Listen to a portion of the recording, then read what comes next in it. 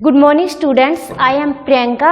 हम डिस्कस कर रहे थे परमाणु एवं अणु और इसी चैप्टर को हम आगे डिस्कस करने जा रहे हैं। तो लास्ट टाइम हमने क्या डिस्कस किया था? डाल्टन की थ्योरी। डाल्टन की थ्योरी के आगे अब हम डिस्कस करने जा रहे हैं। इससे आगे हमारा टॉपिक क्या रहेगा? परमाणु।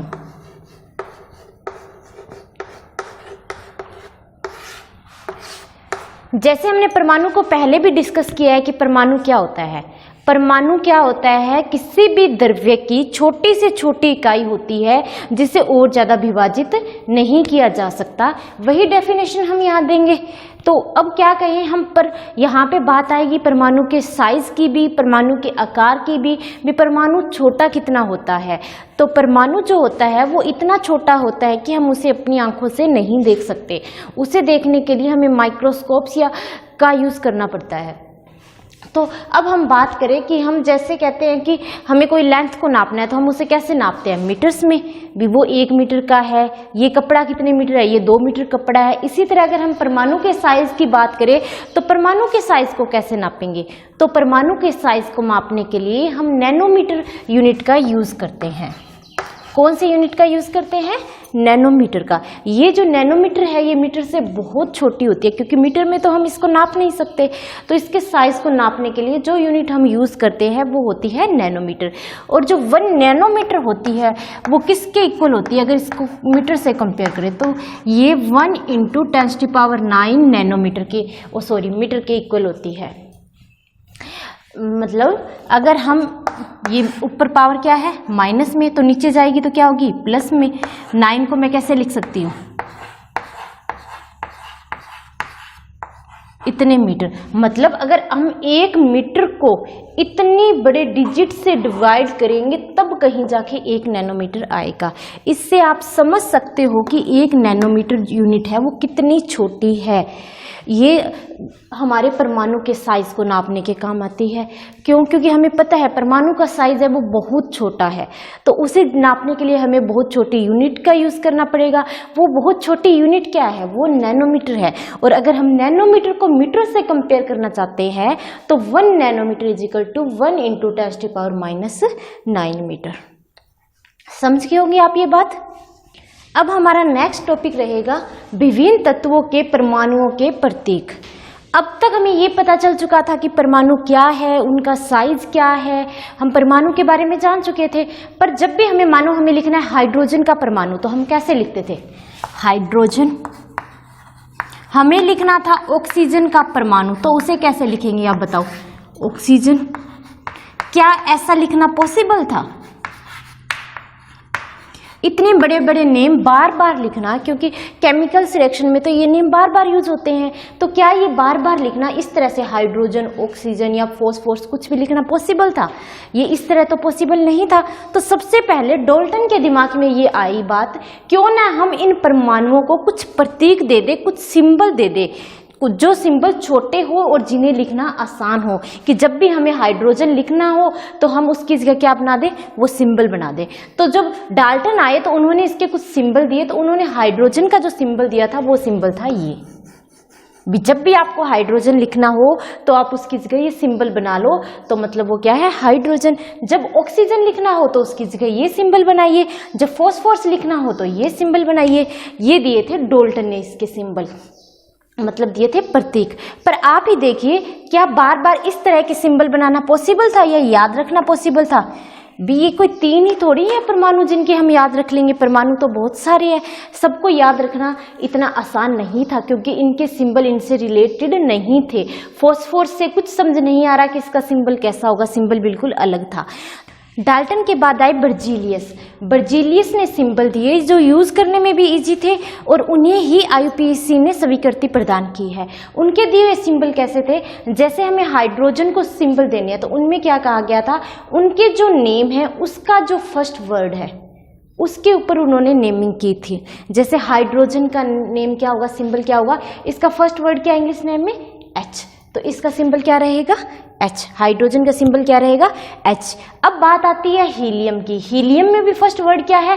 H। तो इस केस में अकेला H तो नहीं दिया जा सकता था कि हाइड्रोजन का सिंबल क्या है? H है। तो इस केस में उन्होंने क्या किया? इसका जो सेकंड वर्ड था वो क्या था? ई, उसको भी सिंबल में उसने साथ में यूज किया। पर एक बात ध्यान रखना कि जो सेकंड है वो स्मॉल लेटर्स में होगा, कभी भी कैपिटल में नहीं होगा।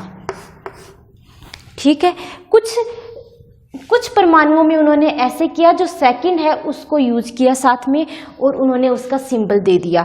जबकि कुछ में उन्होंने ऐसे भी किया था, जैसे क्लोरीन है, क्लोरीन में पहला क्या है, सी तो नहीं आ सकता अकेला, क्योंकि हमें पता है कार्बन का सिंबल भी क्या है, सी है। तो सेकंड ना लेके उन्होंने, एच नहीं लेके उन्होंने बाद वाला कोई वर्ड ले लिया। जैसे इसके अंदर उन्होंने क्या लिया है, एल, तो क्लोरीन के अंदर क्या आएगा, Cl। और बात करें कोबाल्ट की, तो कोबाल्ट में फर्स्ट क्या है, सी, तो सी लिया और सी के बाद में क्या है, ओ, इसको भी उन्होंने किस में यूज किया, सिंबल में यूज किया। तो कोबाल्ट का सिंबल क्या होगा, CO। ओ है वो स्मॉल लेटर्स में है, ना कि कैपिटल में। ऐसे नहीं लिख सकते CO, ये गलत रहेगा। उसके बाद देखिए क्लोरीन का मैंने आपको करवा दिया कि पहला तो सी इन्होंने फर्स्ट वर्ड को लिया है, जबकि बाद वाला एल उन्होंने बीच में से लिया है। और उसके बाद अगर बात करें आयरन की, लोह की, कुछ एक सिंबल उन्होंने उनके इंग्लिश नेम पे ना देके उनके लैटिन या ग्रीक नेम पे दिया था। जैसे इसका लैटिन नेम था फेरम, लोह जो आयरन है उसका लैटिन नेम क्या है, फेरम, तो उन्होंने जो सिंबल था इस फेरम के नेम पे दिया। जैसे कि अब फेरम, आयरन का सिंबल क्या दिया उन्होंने, Fe, ये आपको याद रखने पड़ेंगे। तो जितने भी परमाणु हैं उनके सिंबल आपको याद करने होंगे। उसकी जो टेबल है आपकी बुक में बनी हुई है, आप वहां से देखिए। अब देखिए परमाणु द्रव्यमान, एटॉमिक मास। परमाणु द्रव्यमान, एटॉमिक मास क्या होता है, एटॉमिक मास, परमाणु द्रव्यमान मतलब परमाणु का द्रव्यमान, एटॉमिक मास, एटम का मास कितना है।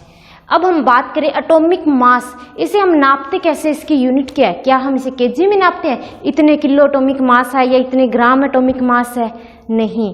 इसे नापने की अपनी एक अलग यूनिट है, एक अलग इकाई है, जो है AMU, और आजकल जिसे यूज करते हैं U।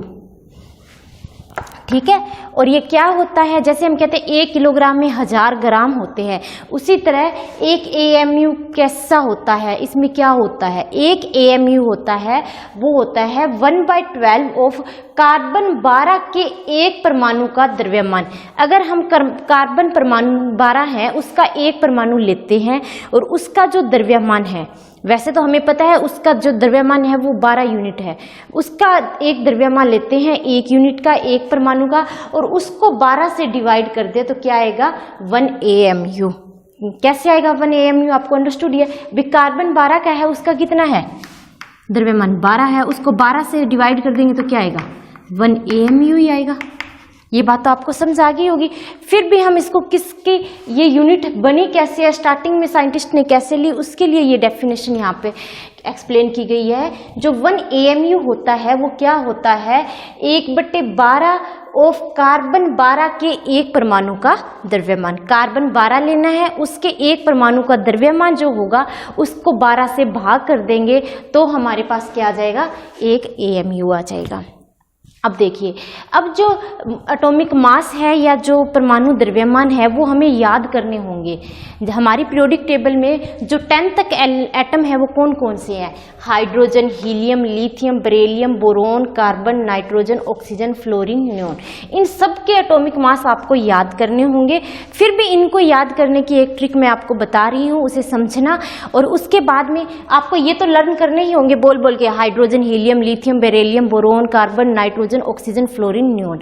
मतलब आपको ये तो टिप्स पे याद होने चाहिए, ये याद होंगे तो ही आपको एटॉमिक मास आएंगे।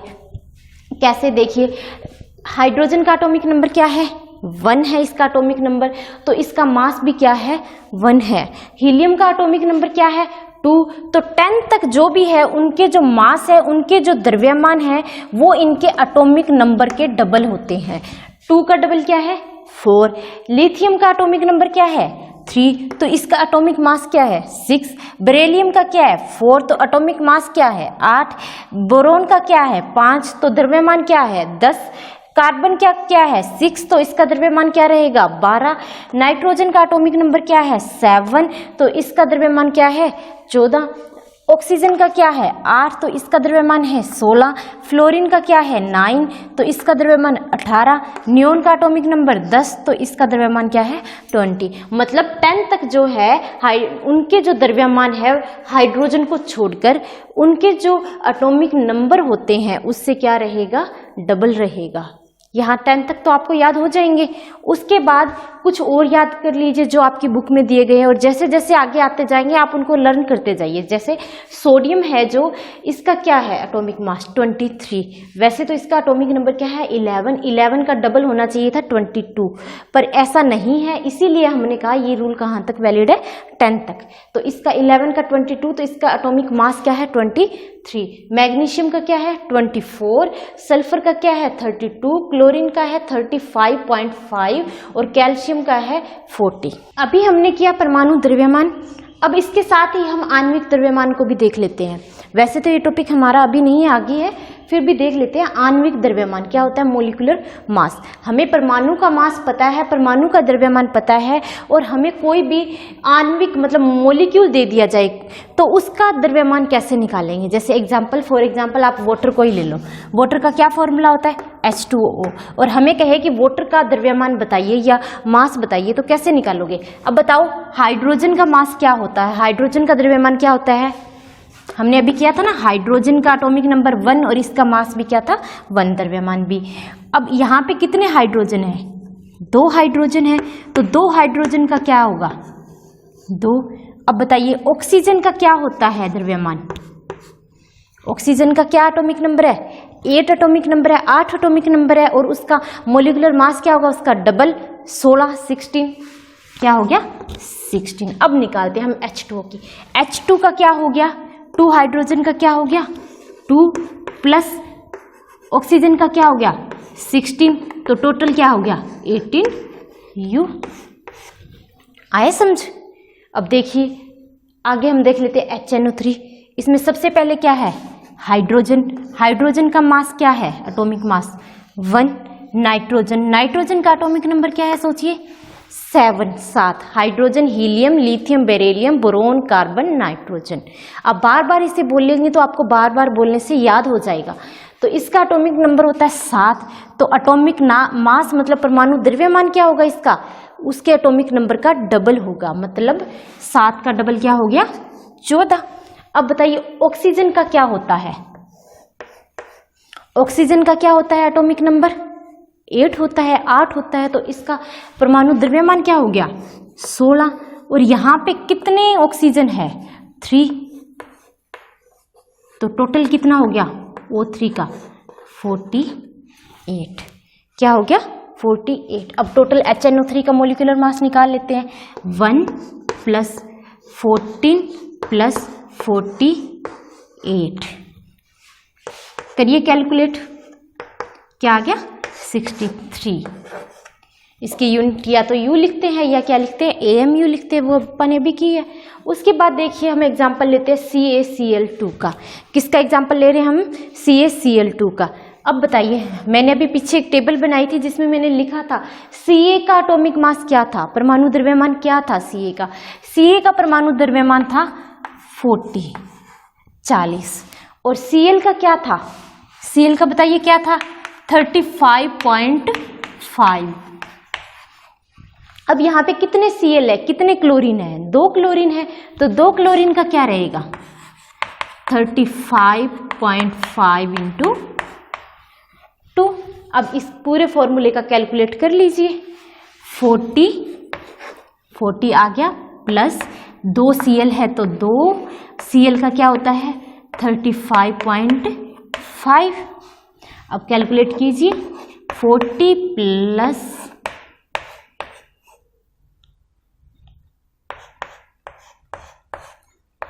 क्या है आपका आंसर 111U, 111U।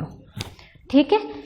आणविक द्रव्यमान, परमाणु द्रव्यमान हमें याद करने पड़ेंगे, जो मैंने आपको टेबल बताई है और याद करना बताया, वो जब आप याद कर लोगे उसके बाद आपको कोई आणविक द्रव्यमान या मोलिकुलर मास कैलकुलेट करना होगा तो उसे इस तरह से कैलकुलेट करेंगे। आई होप आपको समझाया होगा।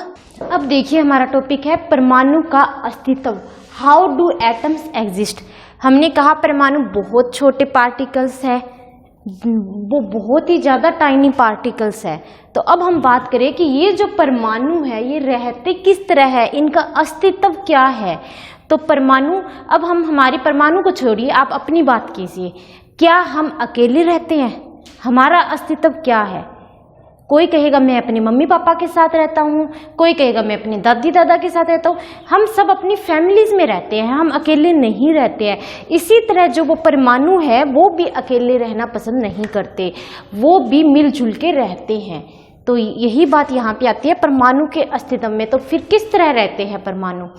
जबकि हम कहते हैं हम हमारी फैमिलीज में रहते हैं, जबकि कुछ एक्सेप्शनल केसेस भी होते हैं, जैसे कि कोई साधु को ले लो, कोई साधु संत है वो क्या रहते हैं, वो अकेले भी रहते हैं, ठीक है। इसी तरह कुछ परमाणु होते हैं वो जो साधु संत है वो खुद की फैमिली है, वो अकेले ही फैमिली है।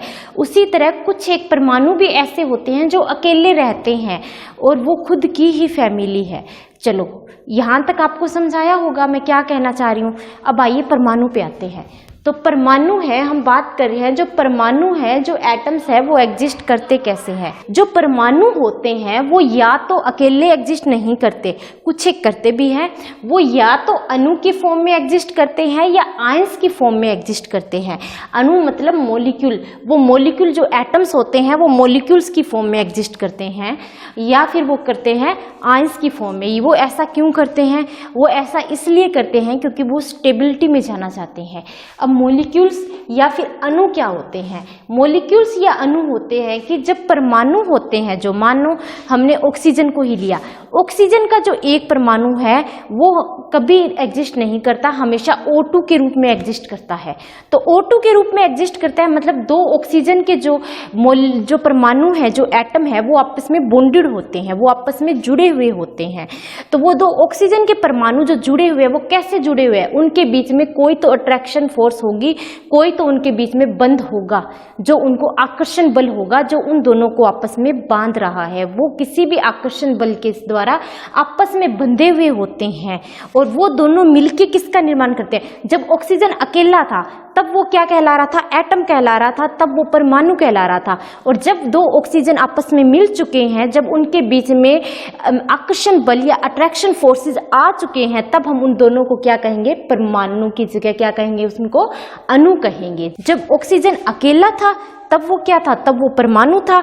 और जब वो दोनों ऑक्सीजन मिल चुके हैं तब वो दोनों क्या बन चुके हैं? अणु बन चुके हैं। उनके बीच में कोई ना कोई आकर्षण बल आ चुका है। तो अब आपको यहाँ पे ये बात समझ आ रही होगी कि जब परमाणु आपस में किसी भी आकर्षण बल के द्वारा बंध जाते हैं तो क्या बनता है? अणु बनता है। देखिए, अब जो अणु है, जो मॉलिक्यूल्स है, वो एलिमेंट्स के भी हो सकते हैं, मॉलिक्यूल्स ऑफ एलिमेंट्स भी हो सकते हैं और मॉलिक्यूल्स ऑफ कंपाउंड भी हो सकते हैं। मॉलिक्यूल्स ऑफ एलिमेंट में क्या होता है? तत्व के अणु, तत्व के अणु या यौगिक के अणु। तत्व के अणु में क्या होगा कि जो परमाणु होंगे वो एक तरह की होंगे। अगर एक ऑक्सीजन है तो दूसरा भी क्या होगा? ऑक्सीजन होगा। और जब ये डिफरेंट टाइप के होंगे, जैसे हम बात करें कंपाउंड की, जैसे कि H2O कंपाउंड है, हमारे पास वाटर है, तो वाटर में जो है वो डिफरेंट है ना। देखिए H2O, हाइड्रोजन और ऑक्सीजन, उसके अंदर एक एलिमेंट हाइड्रोजन है तो दूसरा क्या है? ऑक्सीजन है। तो इस तरह के जो होंगे जिसके अंदर डिफरेंट होते हैं उन्हें कहेंगे हम यौगिक के अणु। बात आई समझ में आपको? अब हम इसकी करते हैं डिटेल में। जो परमाणु होते हैं वो या तो अणु के फॉर्म में एग्जिस्ट करते हैं या फिर वो आयंस के फॉर्म में एग्जिस्ट करते हैं। अगर हम बात करें तो अणु क्या होता है? अणु एक या एक से अधिक परमाणुओं से मिलकर बना होता है, जिसमें जो परमाणु होते हैं वो आकर्षण बल के द्वारा एक दूसरे से जुड़े हुए होते हैं। ठीक है। अब ये जो अणु है ये भी दो टाइप के हो सकते हैं, वो तत्व के अणु भी हो सकते हैं और वो कौन से हो सकते हैं? यौगिक के अणु भी हो सकते हैं। तत्व के अणु में क्या होगा? जो परमाणु होंगे वो एक जैसे होंगे और जो यौगिक के अणु में होगा उसमें क्या होगा? जो परमाणु होंगे वो अलग अलग होंगे, जैसे हाइड्रोजन क्लोराइड, और एक डेफिनेट प्रोपोर्शन में आपस में वो ज्वाइंट होंगे। मतलब अगर हम H2O की बात करें, अगर हम वाटर की ही बात करें तो इसमें क्या है? अलग अलग परमाणु हैं और उनका प्रोपोर्शनल डेफिनेट है। अगर इसमें हाइड्रोजन के 2 परमाणु है तो ऑक्सीजन का 1 है, मतलब डेफिनेट है, कांस्टेंट है। और ऐसा नहीं हो सकता कि H3O वाटर बन जाएगा, नहीं, वाटर का फॉर्मूला हमेशा H2O ही रहेगा। अब देखिए, सबसे पहले आते हैं तत्व के अणु के ऊपर। तत्व के अणु, अगर मैं बात करूं O2 की, अब देखो ये मॉलिक्यूल है ना, क्योंकि इसके अंदर 1 से ज्यादा एटम है, 2 ऑक्सीजन प्रेजेंट है। तो देखिए 2 ऑक्सीजन है इसके अंदर, तो अब हम इसकी परमाणुता की बात भी करते हैं। 2 परमाणु इसके अंदर है तो ये क्या हो गया, द्विपरमाणुक। ये क्या हो गया, द्विपरमाणुक, या कहें हम डायटोमिक। 2 है इसके अंदर ऑक्सीजन। मैं इसके साथ साथ इंग्लिश में भी मेंशन कर रही हूँ, फिर भी अगर आप देखने चाहो तो हमारी इंग्लिश की वीडियो अलग से इस चैनल पे अपलोड है, ठीक है। अब बात करें, अगर हम कहें कि 3 ऑक्सीजन के जो परमाणु हैं वो आपस में संयोग करके O3 बना रहे हैं, ओजोन बना रहे हैं, तो ये क्या होगा, ये क्या होगा, ये ट्राइएटॉमिक होगा। 3 है इसके अंदर, त्रिपरमाणु। क्या होगा, 3 परमाणु। इसी तरह हमें पता है कि हाइड्रोजन भी कभी अकेला नहीं रहता, हाइड्रोजन गैस के रूप में रहता है स्टेबिलिटी लेने के लिए, और वो क्या होता है H2। H2 क्या है, ये भी द्विपरमाणु है। जबकि कुछ एक हमने अभी बात की थी, कुछ एक परमाणु ऐसे होते हैं जो अकेले मिलकर ही अणु बनाते हैं, अकेले मिलकर ही अपनी फैमिली बनाते हैं। उनका एग्जाम्पल की अगर हम बात करें तो वो एग्जाम्पल है जो अकेले रहते हैं, हीलियम और आर्गोन। कुछ और भी है जो मतलब धातु में है, जैसे सोडियम है, वो आपकी बुक में दिए हुए एग्जाम्पल आप देख लेना। फिर भी मैं 2 यहाँ पे एग्जाम्पल बता रही हूँ, जैसे हीलियम है, आर्गोन है, वो क्या है, वो अकेले रह के अणु बनाते हैं। इनके अकेले परमाणु अणु बनाते हैं, मतलब ये अकेले रह के अपनी फैमिली बनाते हैं, मतलब ये साधु संत है। ये बात आगे समझ। अब इनकी परमाणुकता की बात करें, एटॉमिसिटी की बात करें, तो ये 1 परमाणु है, ये भी 1 परमाणु है, मतलब एक। अब जैसे बात करें फॉस्फोरस की, तो ये हमेशा P4 की फॉर्म में रहता है, मतलब 4 फॉस्फोरस मिलके रहते हैं हमेशा। तो ये क्या है, ये बताओ क्या है, ये टेट्राटॉमिक है, मतलब चतुर्परमाणुक है ये। और सल्फर की बात करें, ये कौन सी फॉर्म में रहता है, S8, मतलब 8 रहता है मिलके। ये क्या है, अब इतने बड़े को हम 8 तक नेम तो नहीं लेंगे, तो जो भी होंगे 4 से ऊपर होते जाएंगे उनको हम कह देंगे पॉलीएटॉमिक, मतलब बहुपरमाणुक। उनको क्या कह देंगे, बहुपरमाणुक। अब नेक्स्ट आते हैं यौगिक के अणु। अभी मैंने आपको बताया कि यौगिक के अणु में क्या रहेगा कि डिफरेंट टाइप ऑफ परमाणु, अलग अलग तरह के जो परमाणु हैं वो आपस में कंबाइन करेंगे और यौगिक बनाएंगे। तो उस तरह के जो होंगे उनको कहेंगे मॉलिक्यूल्स ऑफ कंपाउंड। एग्जाम्पल हम ले लेते हैं कार्बन डाइऑक्साइड का। कार्बन डाइऑक्साइड का फॉर्मूला मैं आपसे पूछूं तो आप क्या बोलोगे, CO2। अब बताओ CO2 को आपने मैं कार्बन डाइऑक्साइड पूछूं तो आप कभी CO3 कहोगे, नहीं कहोगे, क्या कहोगे, CO2। क्या है, इसके अंदर फिक्स है कि कार्बन 1 होगा और ऑक्सीजन क्या होंगे, 2 होंगे, मतलब ये डेफिनेट प्रोपोर्शन के अंदर कंबाइन कर रहे हैं। तो यौगिक के अणु में क्या होगा, जो अलग अलग तरह के परमाणु होंगे, जो अलग अलग तरह के परमाणु कंबाइन होंगे और वो भी डेफिनेट प्रोपोर्शन के अंदर कंबाइन होंगे, तो क्या बनेगा, यौगिक के अणु। जैसे CO2 हो गया, वाटर हो गया, अमोनिया हो गया, HCl हो गया,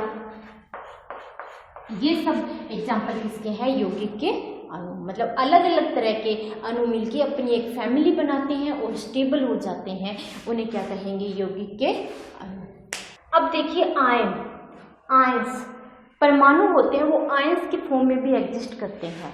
जो हमारे एटम्स होते हैं वो क्या करते हैं, आयंस की फॉर्म में एग्जिस्ट करते हैं। हमने अभी क्या पढ़ा था, यौगिक के अणु। यौगिक के अणु में हमने क्या कहा था, जो परमाणु होते हैं वो मिलकर यौगिक बनाते हैं, मतलब डिफरेंट टाइप के बनाते हैं। इसके अंदर भी यही होता है, यौगिक आयंस भी यौगिक के अंदर ही एग्जिस्ट करते हैं, पर जो यौगिक होते हैं उसके अंदर एक धातु होगा और एक क्या होगा, अधातु होगा। जैसे फॉर एग्जाम्पल मैं आपको समझाती हूँ, NaCl को ले, इसमें जो सोडियम है वो धातु है और जो क्लोरीन है वो अधातु है। इस तरह तरह के जो यौगिक होंगे जिसके अंदर एक धातु होगा और एक क्या होगा, अधातु, और वो मिलकर क्या बना रहे हैं, यौगिक बना रहे हैं, तो उसके अंदर जो ये परमाणु होंगे ये आयंस फॉर्म में एग्जिस्ट करेंगे। इनके ऊपर कुछ न कुछ आवेश होगा, इनके ऊपर कुछ न कुछ क्या होगा, आवेश होगा, और ये जो होंगे ये आवेशित कण होंगे, ये आवेशित कण होंगे। जैसे ये Na के ऊपर कौन सा चार्ज है, पॉजिटिव है, तो ये क्या है, धनायन है। जिसके ऊपर पॉजिटिव चार्ज होगा, जिसके ऊपर धन आवेश होगा, धन आवेशित कण को हम कहेंगे धनायन, या इसको हम कहते हैं कैटायन। और वो परमाणु जिसके ऊपर ऋण आवेश होगा, मतलब जो ऋणायन होगा, इसे हिंदी में कहेंगे ऋणायन और इंग्लिश में इसे कहेंगे एनायन। जिसके ऊपर नेगेटिव चार्ज होगा वो होगा एनायन, और जिसके ऊपर पॉजिटिव चार्ज होगा वो क्या होगा, कैटायन कहलाएगा। ठीक है, आई बात समझ में। ये भी यौगिक के अंदर ही होते हैं, इसके अंदर भी अलग अलग तरह के परमाणु ही होते हैं। देखो Na अलग है और Cl अलग है, पर इसके अंदर एक धातु है और एक क्या है, अधातु। Na क्या है, धातु, और Cl क्या है, अधातु। धातु और अधातु मिलकर जब यौगिक बनाएंगे तो उनमें से जो धातु होगा उसके ऊपर पॉजिटिव चार्ज आएगा, धन आवेश होगा, वो तो उसे कहेंगे धनायन। मतलब ये आयन है ना, देखिए धन आयन, आयन की हम बात करें, ये होगा धनायन, और जिसके ऊपर ऋण आवेश होगा वो कहलाएगा ऋणायन। ठीक है, अब क्या होता है, ये तो हो गए, हमने कर लिए कैटायन एनायन। कुछ एक ऐसे होते हैं जिनके ऊपर बहुपरमाणु होते हैं। अब देखिए, बहुपरमाणुक आयन मतलब poly atomic ions. Poly atomic ions तो हमने अभी किए, क्या होते हैं, पॉली एटॉमिक वो होते हैं, बहुपरमाणुक आयन वो होते हैं जिन पे कोई समूह होता है परमाणुओं का और उनके ऊपर कोई आवेश विद्यमान हो। परमाणुओं के समूह जिन पर नेट आवेश विद्यमान होते हैं वो कहलाते हैं बहुपरमाणुक आयन। फॉर एग्जाम्पल, जैसे आप लीजिए सल्फेट को, परमाणुओं का समूह हुआ ना, एक तो सल्फर है और 4 क्या है, ऑक्सीजन प्रेजेंट है, तो ये परमाणुओं का एक समूह है और इसके ऊपर नेट आवेश विद्यमान है 2 नेगेटिव, तो ये क्या है, बहुपरमाणुक आयन। फिर देखिए सल्फाइड SO3 2 नेगेटिव क्या कहलाता है, सल्फाइड। PO4 3 नेगेटिव क्या होता है, फोस्फेट सॉरी। OH नेगेटिव क्या होता है, hydroxide. NO3 negative nitrate. HCO3 negative hydrogen carbonate. अब इनके नेमिंग भी आपको याद होनी चाहिए और इनके ऊपर नेट आवेश जो होता है वो भी आपको याद होना चाहिए। थोड़ा सा याद करने का देख लो, 1-2 ट्रिक। जैसे सल्फेट है, आपको पता है SO4 2 नेगेटिव क्या होता है, सल्फेट होता है। अगर यहाँ पे ऑक्सीजन को 4 की जगह 3 कर दिया तो ये क्या बन जाएगा, सल्फेट की जगह ये क्या बन जाएगा, सल्फाइड बन जाएगा।